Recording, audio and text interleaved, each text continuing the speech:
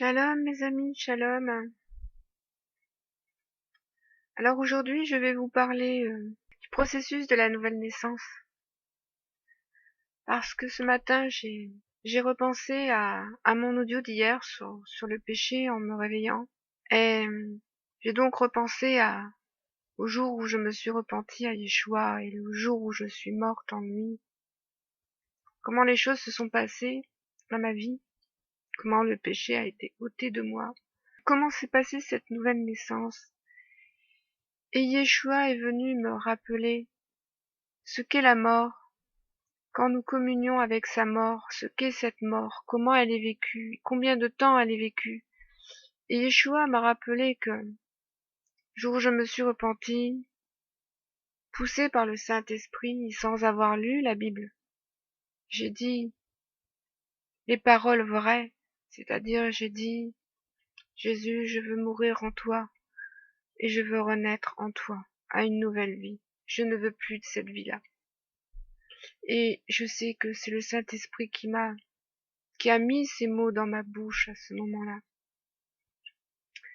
Et j'ai su, bien des années plus tard, que c'était cela le vrai baptême. Le vrai baptême. Oui, mes amis, je vous le dis. Mourir et ressusciter en Christ, c'est le véritable baptême. Ce n'est pas le baptême des évangélistes qui vous sauve. Ce n'est pas aller vous plonger dans l'eau qui vous sauve, mes amis. Ça, c'était le baptême de Jean le Baptiste. J'ai fait plein de témoignages là-dessus pour vous expliquer la différence. Alors je vais vous rappeler ce qu'est le vrai baptême, afin que vous ne soyez pas trompés par les apostats du monde chrétien. Le vrai baptême. Alors Paul nous en parle dans Romains 6. Il nous dit, écoutez bien, hein, c'est le vrai baptême.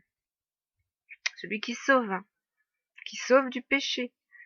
Ignorez-vous, Romains 6, verset 3, ignorez-vous que nous tous, qui avons été baptisés en Jésus-Christ, c'est en sa mort que nous avons été baptisés? Oui, ce n'est pas dans l'eau en faisant plouf plouf, mes frères et sœurs. C'est en la mort de Christ que vous êtes baptisés.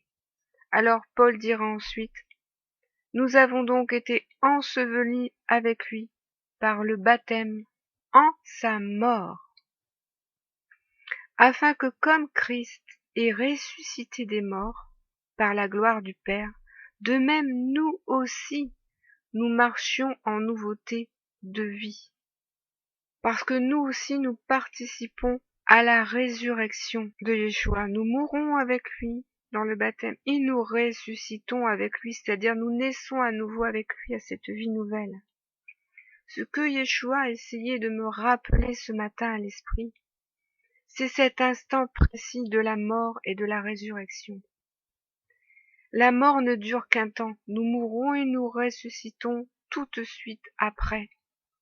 Comme lui est mort 3 jours et est ressuscité tout de suite après.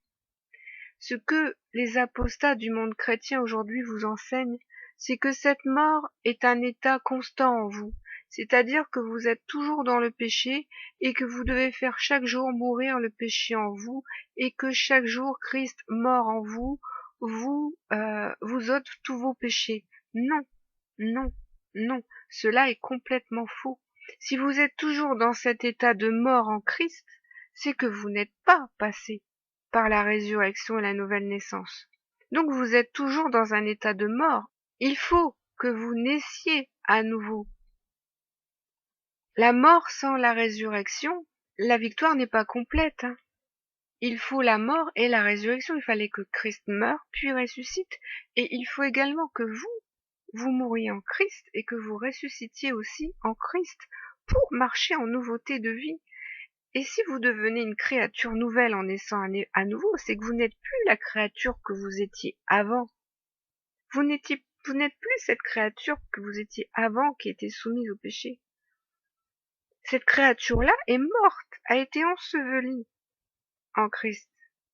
Et maintenant est ressuscitée en une vie nouvelle, la nouvelle créature que vous êtes devenue.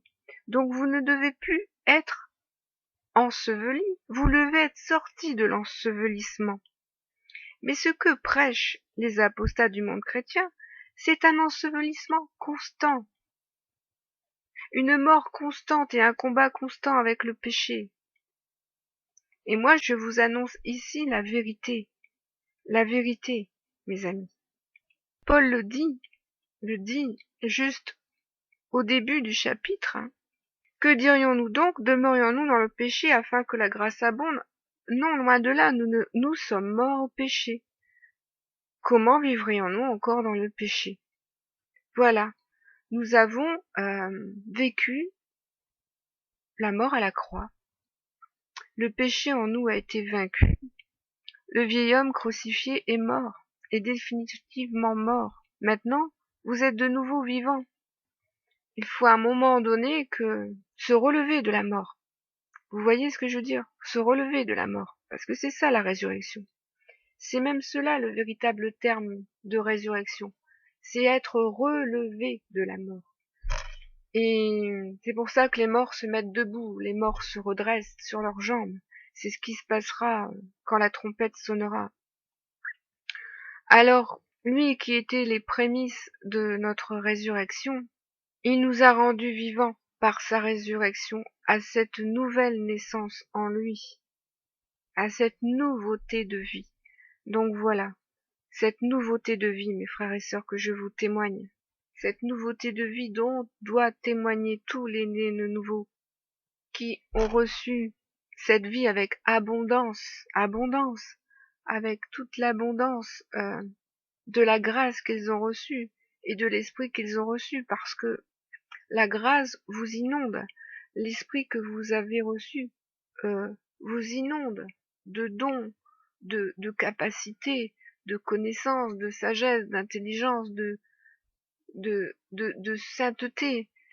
Vous avez été purifiés de toutes vos souillures par le sang de Yeshua, et maintenant vous êtes parfaitement sanctifiés par la vérité que vous avez reçue, par l'esprit que vous avez reçu. Donc, il n'y a plus de souillure en l'homme nouveau, et le malin ne peut plus vous toucher.